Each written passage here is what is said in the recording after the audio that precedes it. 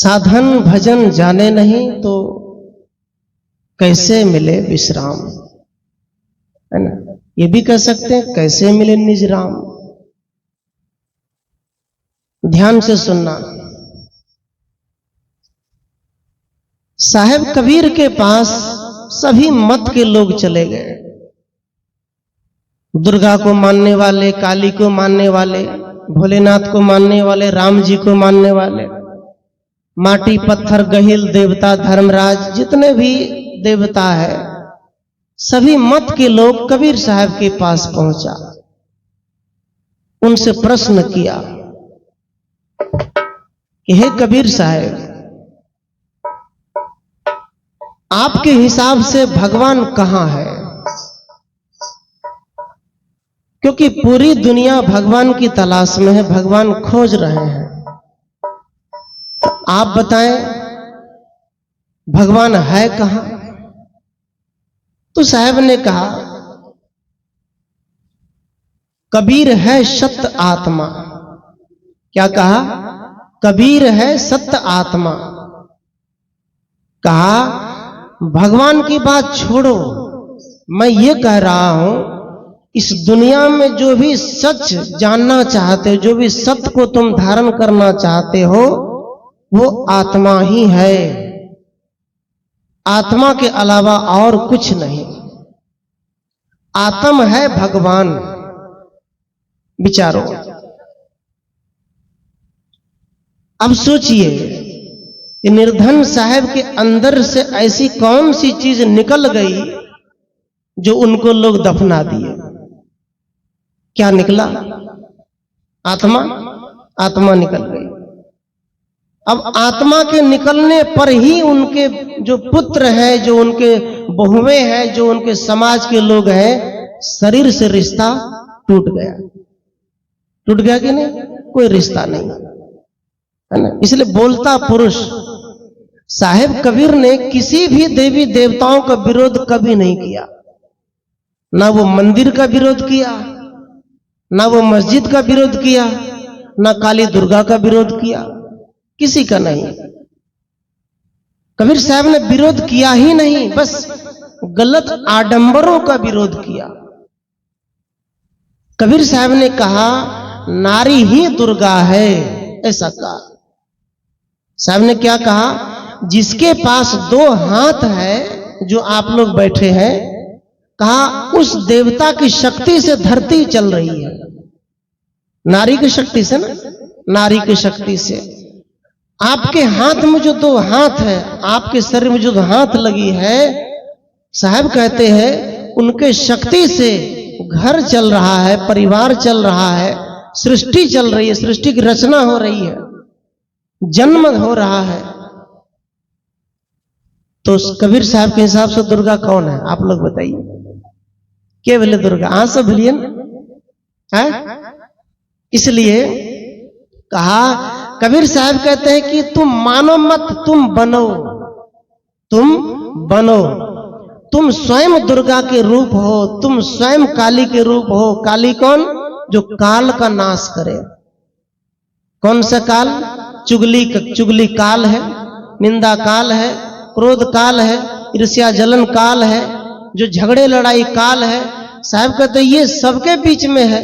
कहते उस काल का जो नाश करे वही काली है, और कोई नहीं। तो साहब कहते हैं कबीर सत्य है आत्मा, है ना। और साखी में भी कहते हैं कि सांच बराबर तप नहीं, झूठ बराबर पाप, है ना। वो कहते हैं सच्चाई के जैसी कोई तपस्या दुनिया में है ही नहीं, है ना। कितने बड़े साधु हो जाए, कितने बड़े पुजारी हो जाए, कितने बड़े तपस्वी हो जाए, दिन भर पूजा करो, दिन भर कुछ भी करो, लेकिन साहब का जब सच नहीं है आत्मा में, मन में, जीवन में, तो पूजा सफल नहीं होगा। फिर मानव नहीं कहला सकते, फिर मानव नहीं हो सकते। तो साहेब कबीर सभी मत पंथ के लोगों को समझाते हुए यही शब्द कहा कि सत्य आत्मा ही है, आत्मा सत्य है। लेकिन आजकल होता क्या है, यदि माँ बाप बूढ़े हो जाए जो झुलझुल बूढ़ हो जाते हैं, तो उस समय लोग मिलने नहीं आते ज्यादातर। उनके बेटे, उनके बहुएं, उनके बेटियां, जमाई बाद में आते। कब आते? मरने के बाद। नियम है रसगुल्ला ले लो, है ना, रसगुल्ला रास्ते में। मर गए तब भी नियम है, चलो पानी पिला दो, चलो थोड़ा दे दो, रसगुल्ला का रस दे दो। पिएगा? नहीं पिएगा ना। तो साहब कहते हैं, कबीरा तेरी जगत में उल्टी देखी रीत, और पापी मिलकर राज करे, साधु मांगे भीख। साहब कबीर ने दुनिया के नियम को उल्टा देखा, है ना। कितने लोग ने कहा कबीर साहब को उल्टे बानी, पहले खानी तब इस्लानी। तो मुसलमान है, पहले खाता है तब नहाता है ना। लेकिन साहब कबीर के बात मुस्लिम, हिंदू, सिख, ईसाई जितने भी हैं उस सबके लिए कहा है। मुसलमान को भी नहीं छोड़ा, उनकी बुराई को भी कहा, पंडित को भी कहा, हिंदुओं को भी कहा। जहां गलत देखा वहां कह दिया। वो किसी एक धर्म के नहीं थे कि वो हिंदू थे, नहीं, वो सबसे पहले इंसान थे, उसके बाद वो संत थे। संत के बाद वो क्या करते थे? मानवतावादी सिद्धांत के उद्घोषक थे, मानव समाज के कल्याण के लिए थे वो, है ना। तो साहब कहते हैं, कबीरा तेरी जगत में उल्टी देखी रीत। कहा देखो, माँ बाप मर जाए तो उनके सामने 10-10 अगरबत्ती की पॉकेट जला देते हो, है ना, धूमन देते हो, गोठा आग पर देते हो। जिंदा है तो एक भी अगरबत्ती नहीं जलाते हो, तो उल्टा हो गया ना। तो उल्टी रीत है, उल्टी नियम है। साहब कहते हैं, जब जिंदा है तो उसे तुम थाली में अच्छे से भोजन नहीं देते हो, मरने के बाद अगरबत्ती लेकर केला का पत्ता बाड़ी में रखते हो, बाड़ी में पहुंचाते हो, तो वहां कौर कार कौवा खा ले या कुत्ता खा ले, तो क्या पता। इसलिए साहब कबीर का आदेश है, जो सच है, जो आत्मा है, वो तो जिंदा में है, मरने के बाद सब रिश्ता खत्म। निर्धन साहब के जितने पुत्र थे, उस शरीर का रिश्ता था, आत्मा के जाने के बाद और उसका कोई रिश्ता नहीं, खत्म हो गया। तो साहब कहते हैं, उसी आत्मा को जानो, वही राम है ना। जो राम राजा दशरथ के पुत्र के शरीर में था, वही राम कबीर साहब के अंदर है, वही राम आपके अंदर है। सत्य आत्मा है। आत्मा मुसलमान के अंदर भी है, आत्मा हिंदू के अंदर भी है, आत्मा पंडित के अंदर भी है, आत्मा भैंस, गाय, मछली, मुर्गे के अंदर भी है। आत्मा तो सब के अंदर है। सब घट मेरो साइया सुनी सेज लो कोई। वो कहते सभी घट के अंदर मेरे साईं, मेरे खुदा, मेरे अल्लाह, मेरे देवता, मेरे गॉड, उसका वास है। मैं कहां खाली समझूं। इसलिए साहब कहते हैं, सच जो है, जो राम है, वही वास्तविक आत्मा है। कितने लोग मानते हैं कि आत्मा मरने के बाद ईश्वर से मिलेगा, है ना। मरने के बाद कहां पर मिलेगा? आत्मा ईश्वर से मिलेगा। कैसे मिलेगा? ऐसे भी लोग जब ध्यान साधन करते हैं, सत्संग करते हैं, जब आश्रम में जाते हैं, जब मन नियंत्रण नहीं होता है तो गुरु से ज्ञान देता है, समझाते हैं, बेटा ऐसे ध्यान साधन करो, मन को काबू करो, थोड़ा सोचो, थोड़ा एकांत में रहो, ऐसा कहते हैं। धीरे धीरे वो अपने आप में लौट जाता है ना। वो अपने आप में लौट गया, मतलब अपने ईश्वर में लौट गया। अब जो साधक जिंदा में ही, आश्रम में ही विचलित है, केवल खाने पीने पर जोर दे दिया है, तरवा बगरवा कच्चा पक्का खा रहे मस्त होकर, साधन भजन से मतलब नहीं, कुछ करना नहीं, तो साहब कबीर कहते हैं फिर उसका क्या होगा? ईश्वर से कैसे मुलाकात होगी?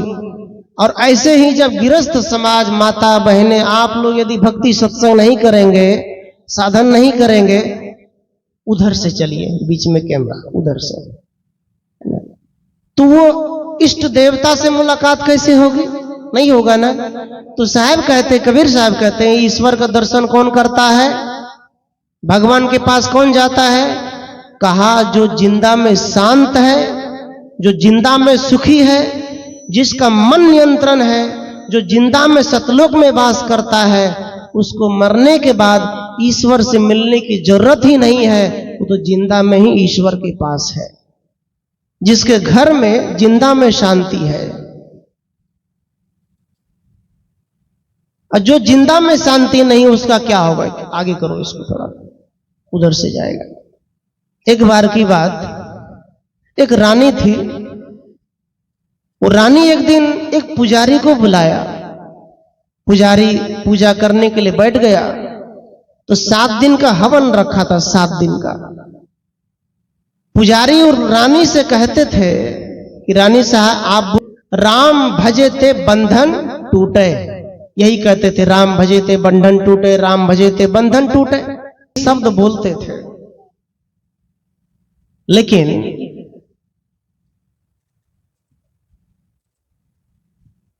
उसी बगल में एक गाछ के ठाली डल्ली पर एक सुग्गा बैठा था। सुग्गा ने कहा कि आप झूठ बोलते हैं। कहा जब भी पुजारी कहे कि राम भजे ते बंधन टूटे, तो सुग्गा बोलता था झूठ मत बोलो।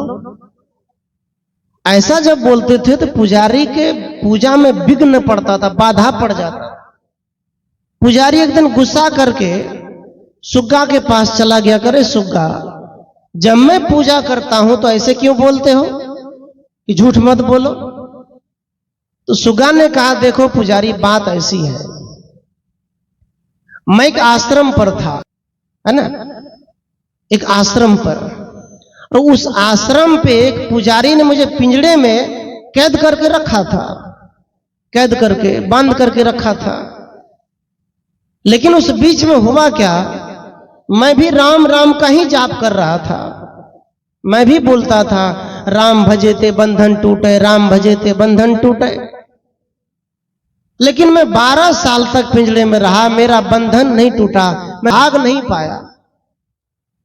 आश्रम में ज्ञानी गुरु आया, अच्छा गुरु, और गुरु ने सुना मेरी बात को। मैंने गुरु को दुख सुनाया तो गुरु ने कहा देखो बेटा, राम कहने से तुम्हारा बंधन नहीं टूटेगा, चाहे तुम जीवन भर राम कहो, पिंजड़े से नहीं भाग पाओगे। मैं एक बात बताता हूं, तुम एक काम करना, सांस रोक लो, पिंजड़े में गिर जाओ, बेहोश हो जाओ, मालिक सोचेगा सुग्गा मर गया, वो तुमको निकाल देगा, फुर से तुम उड़ जाना।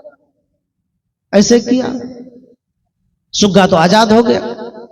तब सुग्गा ने पुजारी को समझाया, जब मैं राम कहते रहा इतने दिन, मेरा बंधन नहीं टूटा, तो आप कैसे रानी को पढ़ाते कि राम कहते बंधन टूटे? कैसे पढ़ाते? उसका बंधन टूटेगा? तो कहा कैसे टूटेगा? पुजारी ने सुग्गे से कहा कि तुम बताओ कि बंधन कैसे टूटेगा? तो सुग्गा ने कहा गुरु भजे बंधन छूटे, मतलब गुरु भजे तो बंधन छूटे। कहा राम भजने से नहीं होगा, केवल गुरु का भजन करोगे तब तुम्हारी बंधन छूटेंगे। बंधन क्या है? मुक्ति की बात बहुत करते हैं। समाज में एक प्रथा है, चाहे चोर मर जाए, चाहे साधु मर जाए, पापी मर जाए, जो भी मरे, एक प्रथा है, किसी एक विद्वान को, एक आदमी को बुला लो, वो आकर के मंत्र पढ़ देगा, मुक्ति हो जाएगी। कैसे होगा? यदि किसी एक आदमी को, एक पुजारी को, एक पंडित जी को बुलाकर यदि हम मंत्र पढ़ देंगे तो हम कहेंगे हमारी मुक्ति हो जाएगी, तो कैसे होगा? बुद्ध, कबीर, नानक, इन संतों ने साधना क्यों किया? बताइए क्यों किया? कबीर साहब ने झोपड़ी में रहकर, गली गली में घूमकर सत्य ज्ञान को उपदेश दिया। नानक देव, बुद्ध ने जंगलों में रह करके समाज को शांति का पाठ पढ़ाया। वो भी कह सकते थे कि बेटा तुम कुछ ना करो, चोरी बेईमानी करो, हम मुक्ति दे देंगे, कह सकते थे ना? नहीं, मुक्ति कोई देगा नहीं, आपको कोई संत भी मुक्ति नहीं देगा। मुक्ति तो आपको खुद अवस्था है अंदर की, वो चेतना है, जागृति है, जो जीते जी आ जानी चाहिए। जैसे जैसे उम्र बढ़े तो मन शांत हो जाए, कर्म वाणी पवित्र हो जाए। यदि कोई 2 बात भी बोल दे, चलो हटाओ, उसका मर्जी है, हम शांत हैं, ये मुक्ति की अवस्था है। तो मुक्ति है क्या? सुग्गा ने समझाया उस पुजारी से, देखो गुरु भजेते बंधन छूटे। मतलब कहा पूजा भी गलत चीज नहीं है, पूजा भी करनी चाहिए।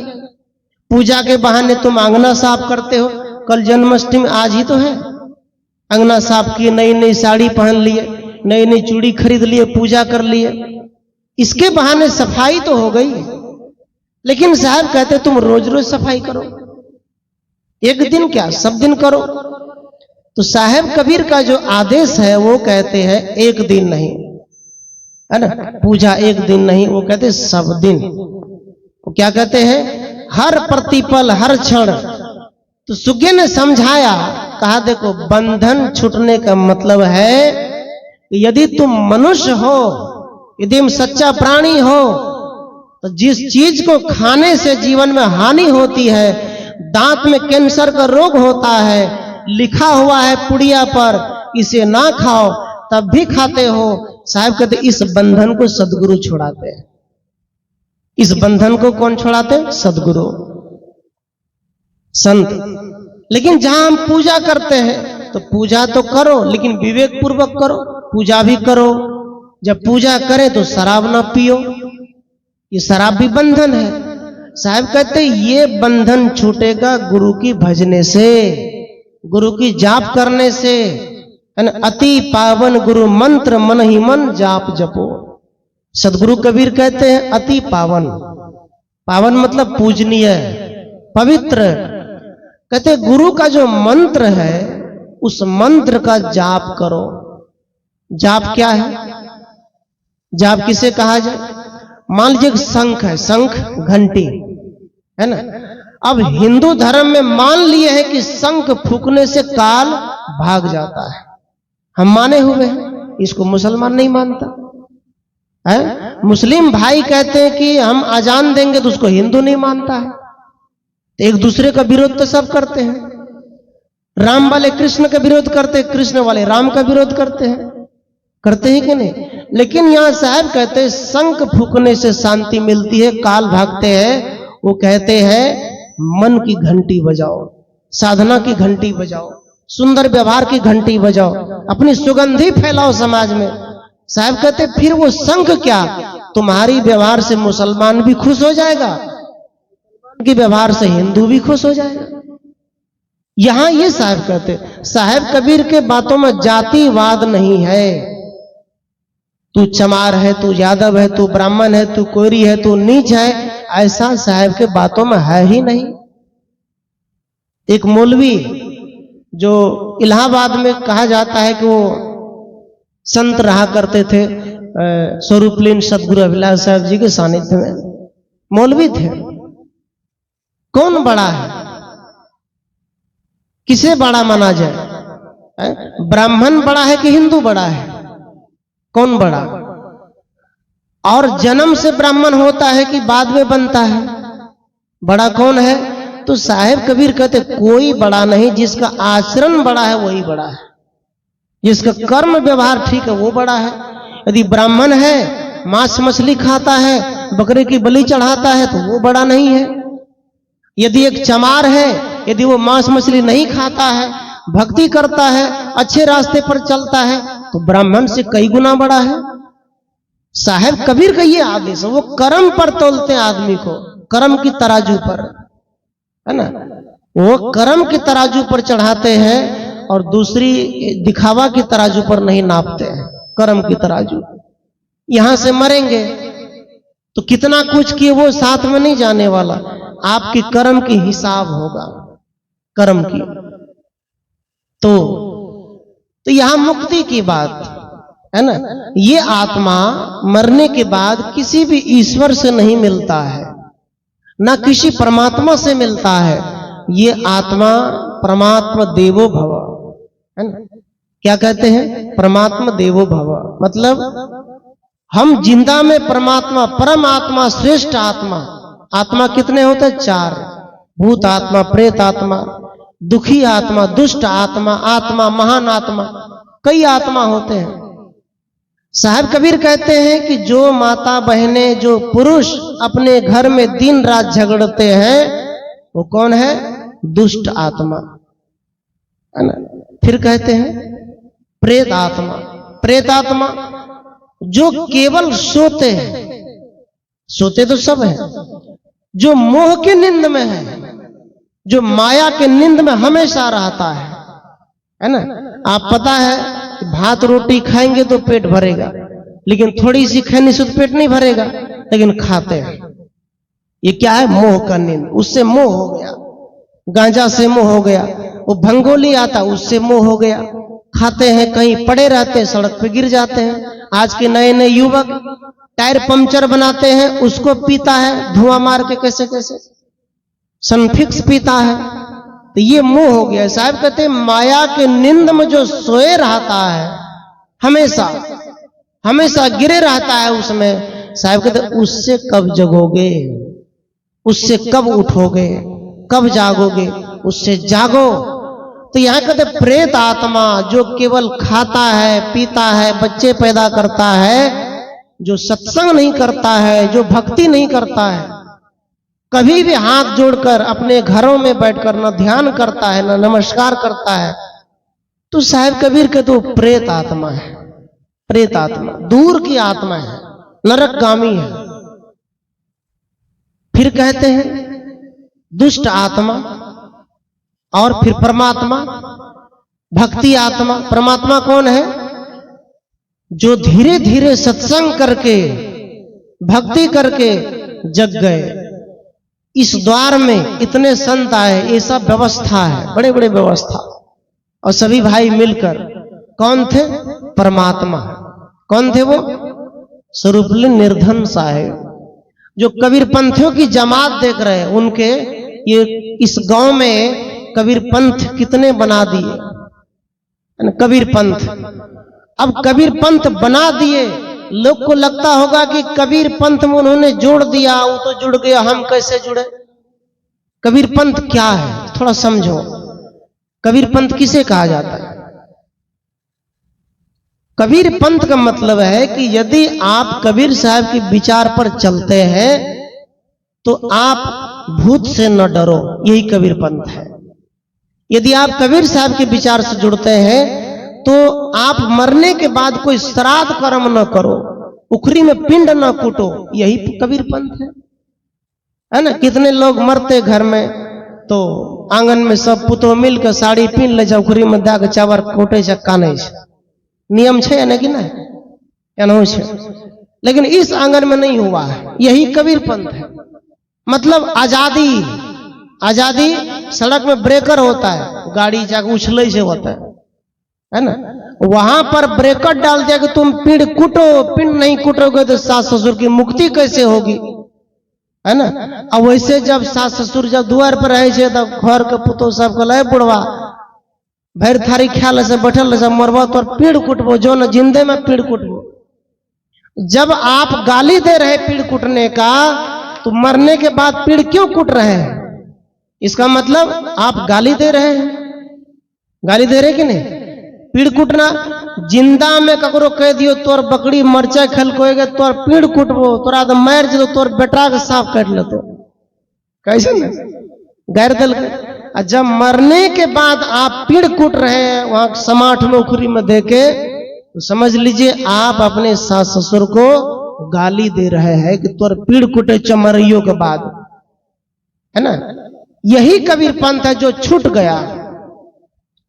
जब आप रात में पानी लगाने जाओ, खेत में मोटर लगी है, धान रोप कर आ रहे, लेट हो गया, कोई सामान लेकर आ रहे बाजार से, जब आपको रास्ते में डर ना हो कोई चुड़ैल भूत का, तो वही कबीरपंथी है। जिसको कोई डर नहीं है, एक चोरवा बदमाश शेर भालू के अलावा जिसको दुनिया में किसी काल का डर नहीं, वही कबीरपंथी, ये समझना।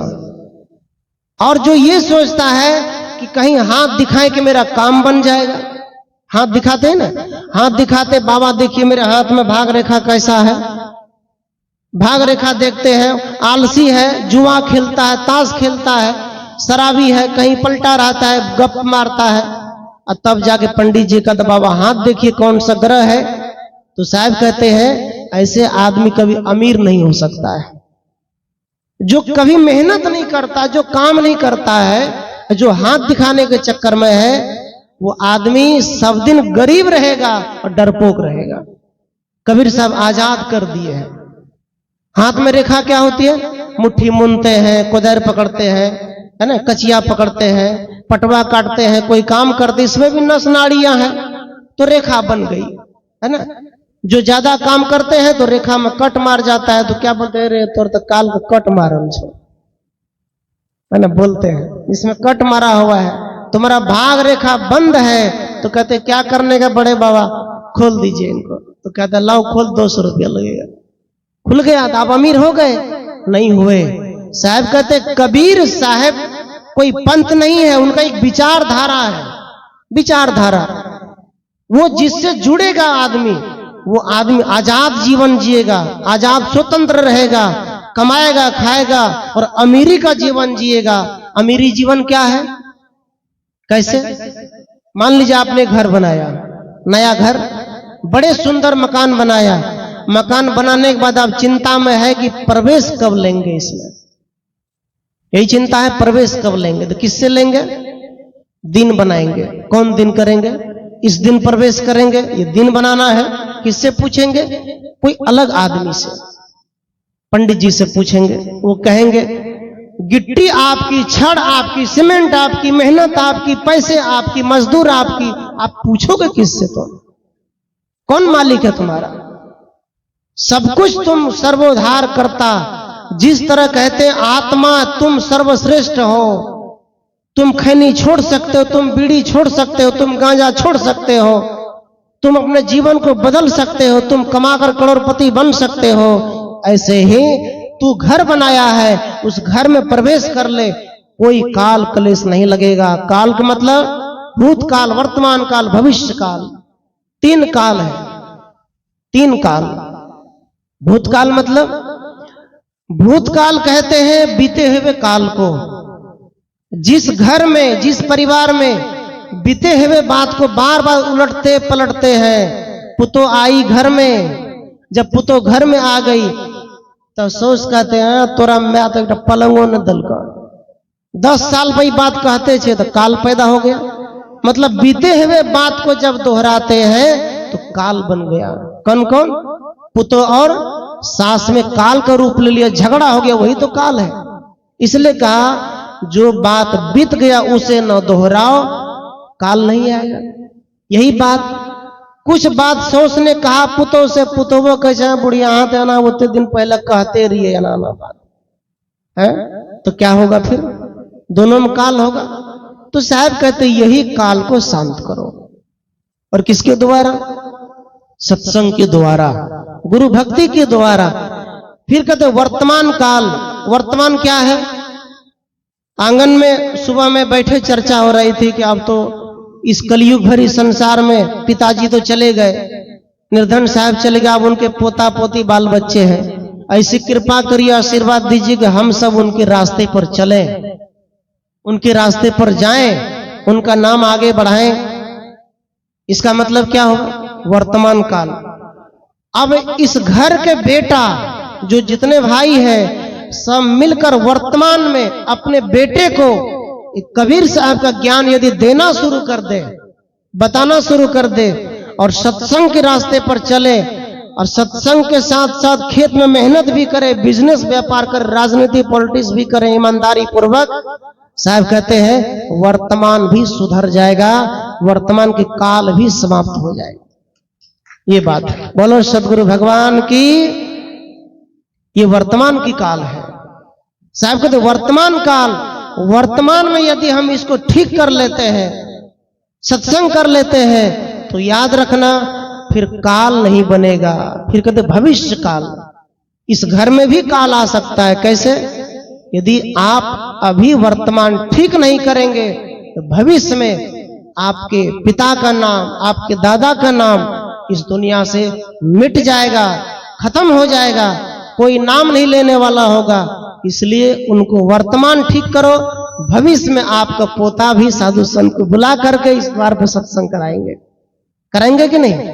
पोता भी। ये काल है। लेकिन लोगों ने कहा कि बाहरी कोई काल है जो तुमको परेशान कर रहा है। ये कबीर पंथ है तो कितना सरल रास्ता है। कोई है बंधन, कोई है कोई तंत्र मंत्र? सरल रास्ता है, सत्संग करो, खेत में मेहनत करो, बिजनेस व्यापार करो, बस हो गया। ये कबीर का ज्ञान है। कबीर का ज्ञान अटपटा, झटपट लखे न गए, और झटपट जो लखे चटपट मुक्ति होए। साहब कहते कबीर साहब ज्ञान अटपट है, मतलब लोग को समझ में कम आती है, लेकिन जो एक बार समझ लिया साहब कहते उसकी मुक्ति हो जाएगी। और मरने वाला मुक्ति नहीं, जिंदा वाला मुक्ति। इसलिए सज्जनों, और निर्धन साहब के जो यादें हैं, जो उनकी पुस्तकें हैं, मुझे लगता है वो तो चले गए लेकिन वो जिंदा है, गए नहीं है, शरीर बदल लिया है, वो जीवित है। आदमी जीवित कैसे रहता है? कैसे रहता है जीवित? एक उदाहरण से समझे। एक बार एक सड़क से मुर्दा जा रहे थे, एक माँ रोटी बेल रही थी, उनका बेटा खेल रहा था बगल में। उसी घर में एक पुजारी बैठे हुए थे, आए थे भोजन के लिए, कुछ काम ऐसा पूजा पाठ कर रहा होगा। तो मुर्दा बगल से जा रहे थे, माँ ने कहा बेटा जाओ तो देखना ये जो मुर्दा है मर करके कहां गया। बेटा दौड़ कर गया, आया, कहा माँ ये आदमी नरक में गया। पुजारी वहां बैठा है, पुजारी ने कहा वेद शास्त्र में पढ़ता हूं, किताब में पढ़ता हूं, ग्रंथ में पढ़ता हूं, आज तक मैं नहीं जान पाया कि आदमी मरा तो स्वर्ग में गया कि नरक में, बच्चा कैसे जान गया? पंडित जी को शंका हो गया। कहा अच्छा देखते हैं। कुछ देर बाद एक और मुर्दा गया, और एक और मुर्दा गया तो कहा बेटा जाओ देखो वो आदमी मरा कि कहां गया, नरक में कि स्वर्ग में? बेटा गया। कहा मां ये आदमी स्वर्ग में गया है। पंडित जी को गुस्सा आया। कहा पंडित जी सुनो, एक बात बताओ, पोथी पुराण में पढ़ता हूं, दिन तारीख में पढ़ता हूं, पत्रा में देखता हूं, दिन में बनाता हूं, शादी लगन में देखता हूं, लेकिन ये बच्चा पढ़ा लिखा नहीं है, कैसे जानता कि मरा के स्वर्ग में गया? तो मां ने कहा बेटा बताओ पुजारी को। बचाया, कहा बेटा बताओ कि कैसे गया स्वर्ग नरक में? कहा देखिए पुजारी जी, पहले जो हम गए थे देखने के लिए, उनको जो लेकर लोग जा रहे थे अर्थी पर, तो उनके पीछे जो बराती नोता होता ना, बराती गाने वाला, समधन सोहर मंगल जो गाते जाते हैं, बच्चे ने कहा कि कोई भी आदमी लाइन से नहीं था, कोई उधर कोई उधर, कोई गांजा कोई खैनी, कोई पान चबाते जा रहा है, कोई आंख में आंसू नहीं, और सब बोलते थे कि अच्छा वह मर गया, बेकार आदमी था। तो बच्चे ने कहा इस बात से यही पता चलता है कि जिसने समाज को सता कर मरा है, जो जिंदा में नरक रहा है, तो मरने के बाद वो स्वर्ग में कैसे जाएगा? यही प्रमाण है। पंडित जी ने कहा बात तो सही है, जो जिंदा में नरक का जीवन जी लिया तो मरने के बाद कैसे नरक स्वर्ग में जाएगा? फिर कहा बेटा एक बात बताओ, तो दूसरी आत्मा जो कह रहे स्वर्ग में गया, कैसे गया? कहा जब गए देखने के लिए तो सब लोग समधन गा रहे थे, सोहर गा रहे थे, और उनके बगल में लोग पीछे पीछे रोते हुए जा रहे थे और बोल रहे थे कि अच्छा आदमी था, और 10 साल जिंदा रहता तो समाज का कल्याण हो जाता, जैसे निर्धन साहब और कुछ दिन रहते तो 10 कबीरपंथी और जुड़ जाते, और यहां विशेष तरह से होता। उन्होंने कहा ये आदमी किसी के बेटी की शादी में साड़ी पहुंचाते थे, दूध पहुंचाते थे, चावल पहुंचाते थे गरीब की शादी में, इस आदमी को तो और जिंदा रहना चाहिए, सामाजिक काम करते थे। तब पंडित जी ने कहा अब मुझे बात में समझ आई, स्वर्ग क्या होता है। साहब ने कहा पोथी पढ़ पढ़ जगमवा पंडित हुआ न कोई, ढाई आखर प्रेम का पढ़े सो पंडित होए। सदगुरु कबीर कहते कि सद्भावना की पंडित कौन? ब्रह्म जनति ब्राह्मण। कौन ब्रह्म? साहब कहते ब्रह्म कहां है? इस मंच पे चारों दिशा लोग हैं, इधर भी लोग इधर भी, है ना। ऋषि भी कहते हैं इदम ब्रह्मास्मि। क्या कहा? इधर वाला साहेब में भी ब्रह्म है, तवम ब्रह्मास्मि। ये माता बहने पुरुष, इसमें भी ब्रह्म है ना। उदम ब्रह्मास्मि, पीछे भी, मतलब अहम ब्रह्मास्मि, मेरे में भी ब्रह्म। साहब कबीर कहते सबके अंदर में ब्रह्म है, सबके अंदर वो चेतन शक्ति है। तो पंडित कौन है? कोई एक आदमी नहीं, सब पंडित है। जो आत्मा का पुजारी है, जो आत्मा का ज्ञानी है, वो सब पंडित है, कोई खाली नहीं है। ये स्वर्ग है। लेकिन तब भी ऐसे लोगों को समझ में नहीं आते। एक कार्ड छपती है, कार्ड में लिखते हैं क्या? स्वर्गवास, है ना, स्वर्गवास। कब लिखते हैं? अब बिचारियो जरा चोर मरते तैयो स्वर्ग लिखे छिए, लिखे छिए कि नहीं? स्वर्गवास भए गेलै, चल गेलै स्वर्ग, नहीं न गेलै स्वर्ग।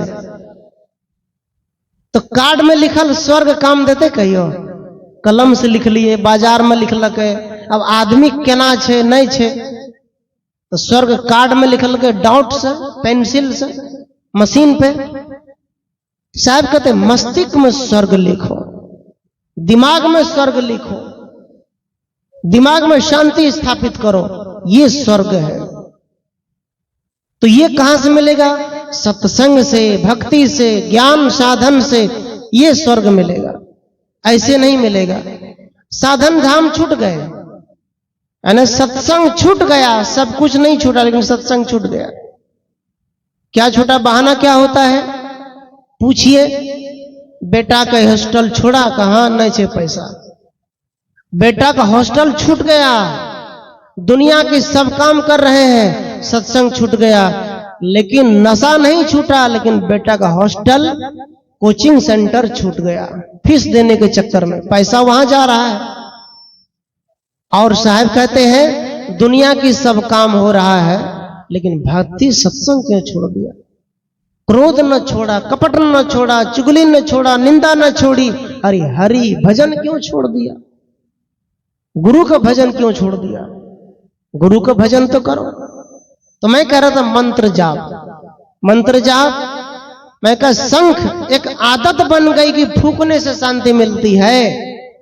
हम एक मान ले कि राम नाम से मुक्ति होती है, मान ले कि कबीर नाम सतनाम से मुक्ति होती है, लेकिन साहब कहते हैं जितना भी रट लगा लो, एक अच्छी उच्चारण करने से अच्छी भावना आती है, लेकिन जब तक तुम चलोगे नहीं, जब तक धारण नहीं करोगे, तुमको फिर लाभ कैसे होगा? डॉक्टर ने दवाई दी, 3 टाइम खाना, जाके रख दिया अलमारी में, बीमारी कैसे दूर होगी? इसी प्रकार से संतों ने वचन दिया कि सत्संग का, संतों की सभा में रहना, सत्संग से जुड़ के रहना। घर गए सत्संग करते नहीं, स्तुति विनती करते नहीं, तो लाभ कैसे होगा? नहीं होगा ना।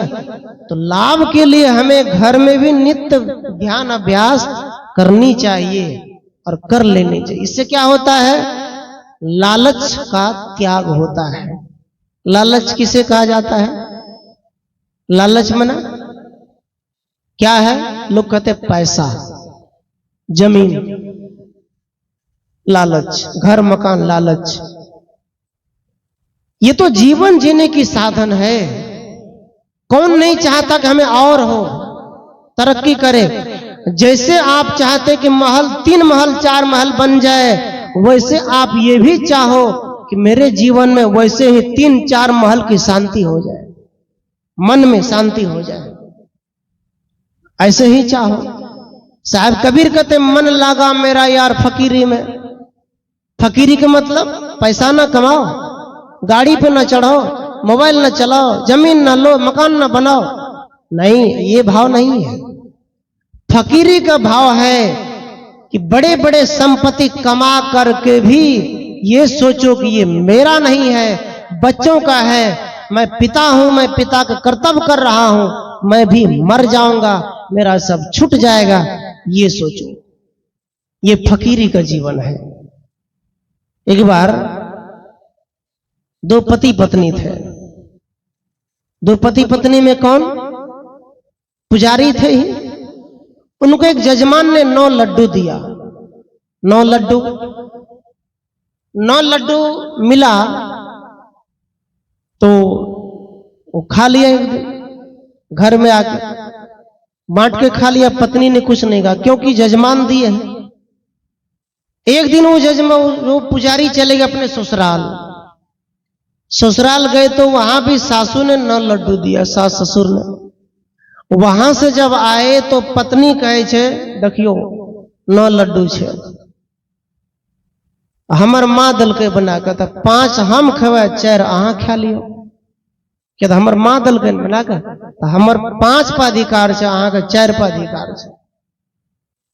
तो उसने कहा देखो बात तो सही कि तुम्हारी माँ ने दिया है, लेकिन मैं लेकर आया हूं, मेरी सासू माँ है, मैं उनका जमाई हूं, तो मैं 5 खाऊंगा तुम 4 खाओ। दोनों में हो गया झगड़ा। झगड़ा में हो गया, शर्त रख दिया। शर्त में रखा, कहा जो लेट से उठेगा सुबह में वो 5 खाएगा, जो सवेरे उठेगा वो 4 खाएगा। अब पति सोचलक पत्नी तो सवेरे उठे काम ऐसे होकर, पहले वह उठते चौका चुल करे ले, भने 4 खेते, हम 5 खेबे करबे, हम तो लेट से उठे मरद। वो तो दिमाग लगाया, दिमाग तो लगा दिया, सो गया। अब सोते सोते 7 बज गया। 7 बज गया तो ना पति उठ रहा ना पत्नी उठ रही है। बीच में लड्डू नोठो है, एने सही ताकै छे ओने सु ताकै छे, कखन उठते वो कहे उठबो न करे छे। पत्नी सोच रही कि मैं उठूं तो मुझे 4 खाना पड़ेगा।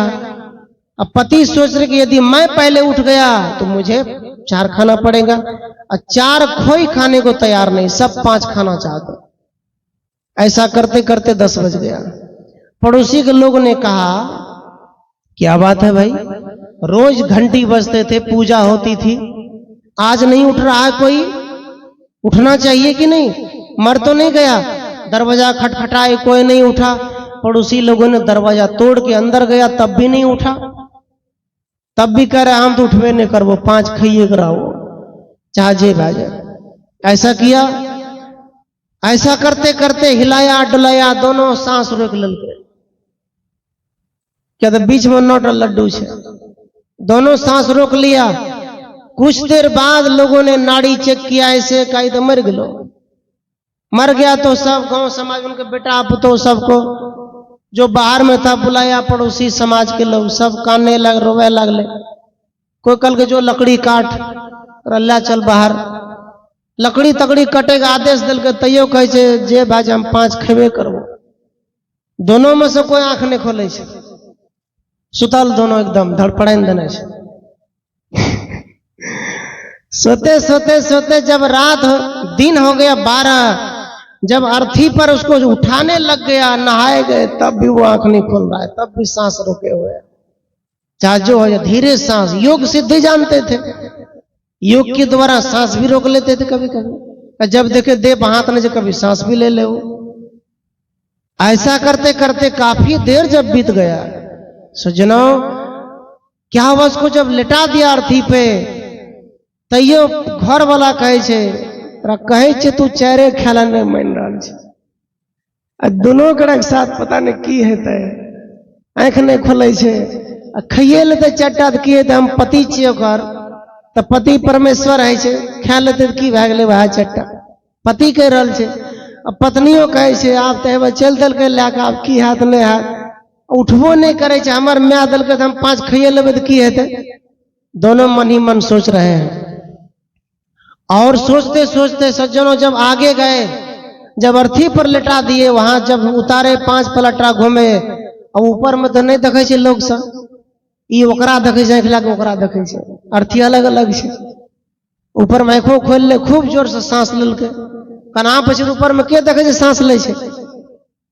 करते करते जब धार के बगल में, नदी बगल में गया, वहां रख दिया, तब वहां उनका बेटा को अग्नि दिया, कहा देखो लगा। तब भी कहते गुस्सा के, पति कह रहे इतना बदचलन है कि 4 खाने को तैयार नहीं है, हम तो 5 खेबे करेंगे, अभी भी उठ जाए तो बच जाएगा जान। दोनों सोच रहे हम मर जाएंगे। अब जब आग लगाने की बारी 5 बार घूमे, और जब वहां सोचा कि अब लगाओ बेटा, लगाने के लिए गया, तब पत्नी कहे छे ओह, मन मन सोचे छे हमरा तो बड़ा बड़ा झोटा छे, आग हमरे पकड़ते पहले, हम पहले मर जेबे, तब कहे जो तो ही खो चाहे पांच हमें चार खो, लकड़ी तकड़ी फेंक लगे बने से। लकड़ी जब फेंका, सब कटियारी जितने नोता वाले थे सब भाग का भूत बन गए। दोनों पति पत्नी खेदारने जब पीछा से खेदारते खेदारते खेदारते गाँव ठेका दल के, गाँव के लोग खाली क्या दल के, गाँव खाली करने करने गाँव के लोग बीमार पड़ गए। अंतिम में गाँव छोड़ दल के, ये दोनों गए, पति 5 टा लल गए अब पत्नी 4 टा लल गए। कहे कहलियन न तोरा हमरा से नहीं जीतवा, कल के तोरे चक्कर में मर जीती है। ये क्या है? लालच है ना। साहब कबीर कहते हैं धन कमाओ लेकिन धन के लिए भाई को मार दो, ये लालच है। धन के लिए भाई को कत्ल कर दिया, धन के लिए भाई के भाई बात नहीं होती है, दीवार खींच दिया, भाई की तरफ खिड़की नहीं है, ये क्या मतलब है? ये लालच है। साहब कबीर धन कमाने को लालच नहीं कहते हैं। साहब कहते गोतनी गोतनी में प्रेम तोड़ दिया, थोड़े थोड़े धन के लिए।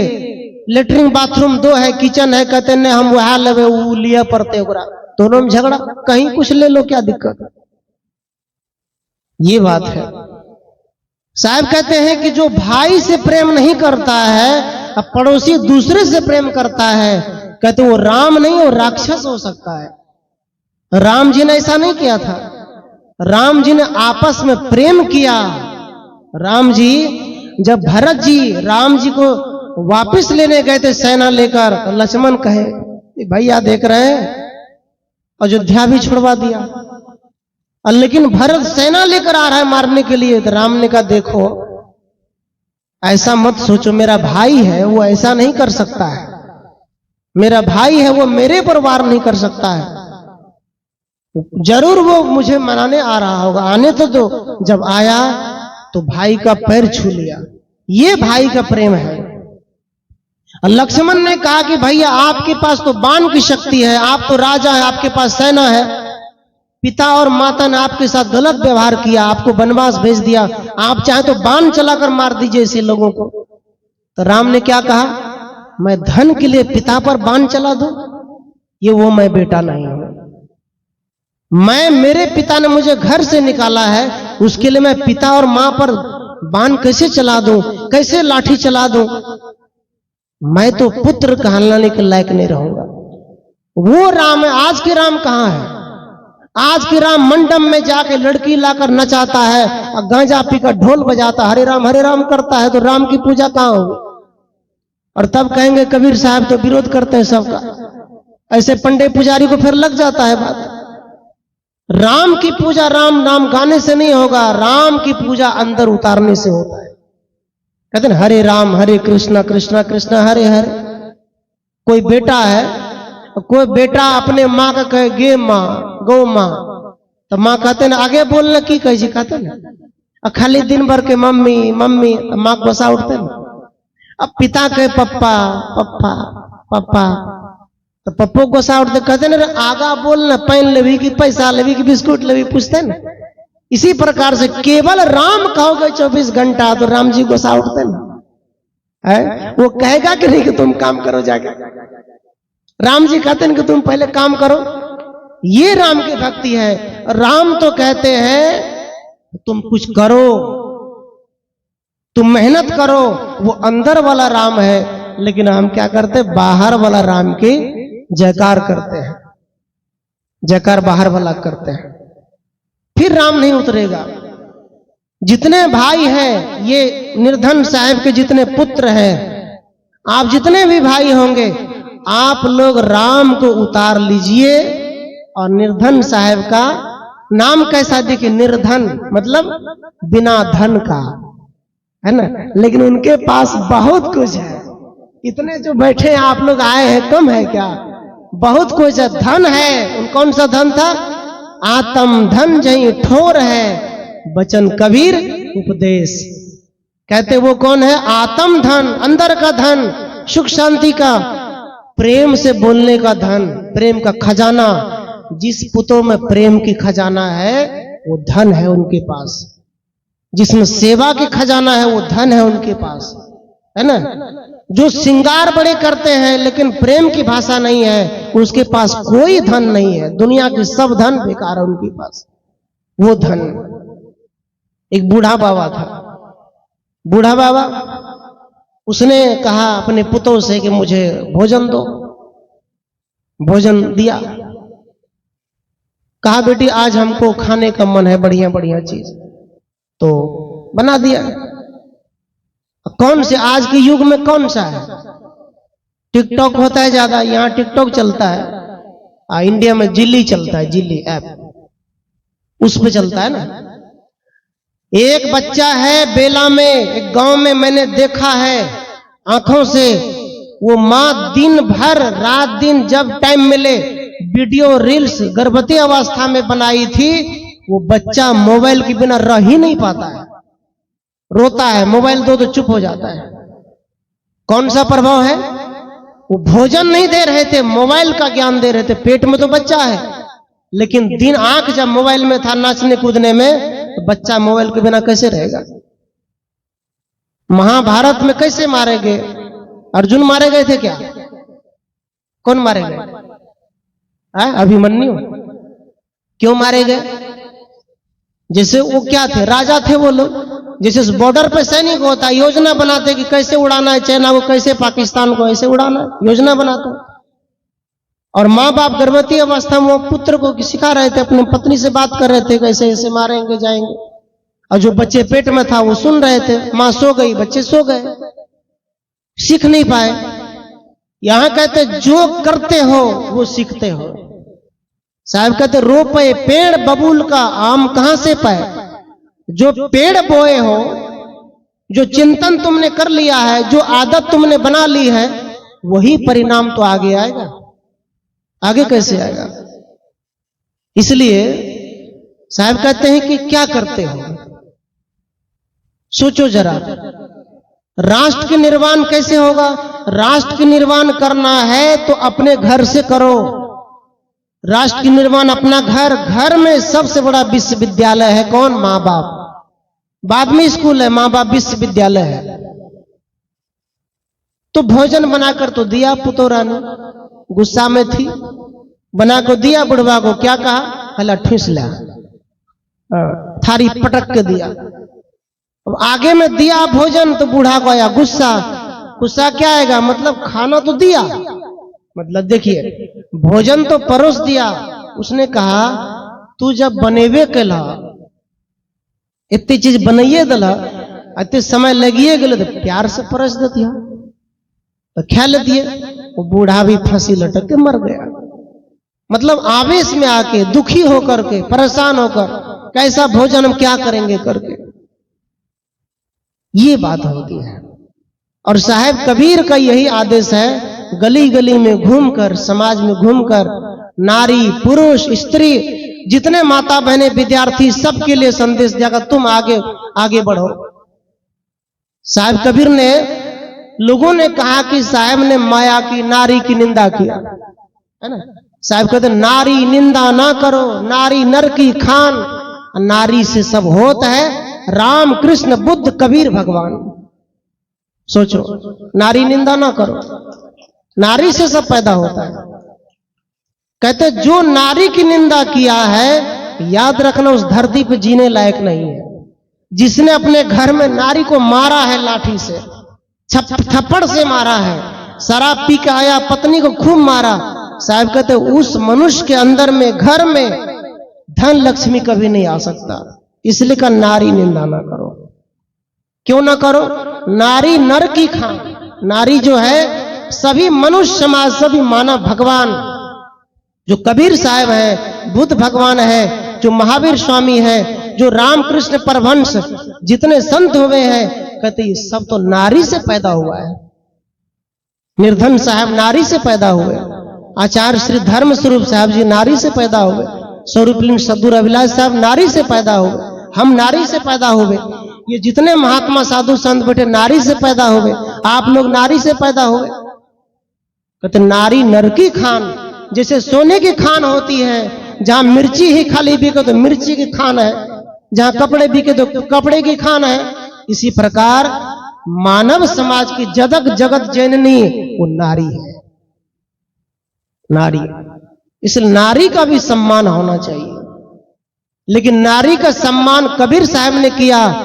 याद रखना, आज से 50 साल पहले जो हमारे भारतीय संविधान में या नेपाल के संविधानों में नारियों की जितनी बाहरी जो ब्राह्मणों की संविधान थे, उन्होंने नारी की निंदा ही की। नारी अछूत है, नारी भक्ति नहीं कर सकती, नारी सत्संग नहीं कर सकती, नारी साधना नहीं कर सकती, नारी राष्ट्रपति नहीं बन सकती। अभी भारत में सबसे नीची जाति के महिला राष्ट्रपति द्रौपदी मुर्मू वो राष्ट्रपति पद पे है। इसके कारण कबीर साहब के कारण, रविदास के कारण, बुद्ध के कारण इन्होंने कहा तुम भी भक्ति करो, तुम भी पढ़ो, कलम उठाओ, इतिहास लिखो, ये कहा। आज भी समाज में सरस्वती की पूजा होती है, लेकिन किसी भी महिलाओं को, विद्यार्थी को सरस्वती का अर्थ पता नहीं है। सरस्वती कौन है? यदि सरस्वती नाम की विद्या की देवी कोई होती तो नेपाल के लोग विदेश जाके नहीं पढ़ते। भारत के लोग यूक्रेन गए थे पढ़ने के लिए, ईरान गए थे पढ़ने, युद्ध गए तो वहां से लोग भारत के राष्ट्रपति प्रधानमंत्री वापस किए। क्यों? स्कूल में गए थे पढ़ने। क्यों गए? जब शिक्षा की देवी हमारे देश में है तो हम बाहर क्यों जाते हैं? सोचो जरा। लेकिन आज भी लोगों को, इन लोगों ने बहकाया लोगों को। पंडित पुजारियों ने कहा कि तुम्हारी देवी 4 हाथ वाली है, वो मिट्टी की है, लेकिन तुम्हारी देवी कौन है? स्त्री। जिन्होंने पढ़ लिख करके स्कूल गया, मास्टर टीचर बन गई, वही तो देवी है सरस्वती। जो लोग को पढ़ाए वही तो देवी है। शिक्षा के देवी अलग मानते हैं लोग, नहीं, शिक्षा के देवी आप लोग बैठे हैं। आप लोग कोई राजनेता बन जाते हैं, आप लोग कोई कलेक्टर बन जाते हैं, आप लोग कोई प्रोफेसर बन जाते हैं, आप लोग मास्टर टीचर बन जाते हैं। आप लोग से अलावा कौन देवी हो सकता है? 2 हाथ ही इतिहास बदला है। 2 हाथ, 4 हाथ नहीं, 2 हाथ। कैसे बदला है? 2 माँ थी, एक इस आंगन में, उस आंगन में।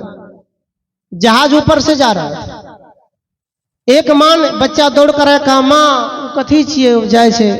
कैसे बेटा जहाज छिए। कैसे माँ हमें चढ़बे ऊपर? तो माँ की कैसे? चुप चुप, बाप को चढ़ लो या कहीं नहीं चढ़ सकते, है ना। अब बच्चा का क्या हो गया? बच्चा का मन दिमाग झुक गया, संकुचित हो गया, निडर हो गया, वो डर गया। क्या सोचता है? न हम तो चढ़िए न सकबे जहाज पर, मम्मी कहे छे उतने दूर जा सकता है। अब दूसरी आंगन में बच्चा दौड़ कर गया, कहा माँ मम्मी वो जहाज जाए छे। कैसे बेटा तहू पढ़ा लिखा, तहू वो पर चढ़िया। क्या कहते माँ? तुम भी चढ़ना, तुम भी पढ़ो। अरे तुम का तुम खरीद लेना उसको ऐसी पढ़ाई को।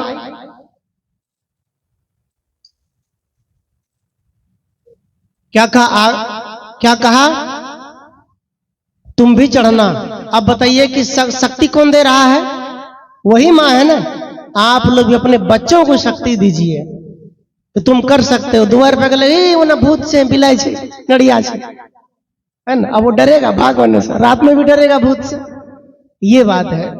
अब घर में है तो क्या कहेंगे? बेटा वो तजागति कर, दादा दादी का, माता पिता का पैर छूने के लिए बताओ। ये सदगुरु कबीर का ज्ञान इसे है कि इसको क्या बोलते हैं? राष्ट्र निर्माण। हम सुधरेंगे, जग सुधरेगा। तो मैं कुछ भजन रखूं। निर्धन साहब की याद में मैंने एक भजन सोचा है। कितने बेटे हैं उनके? 4 बेटे हैं, बेटी 2 बेटी है। जय हो। एक भजन मैं रखता हूं।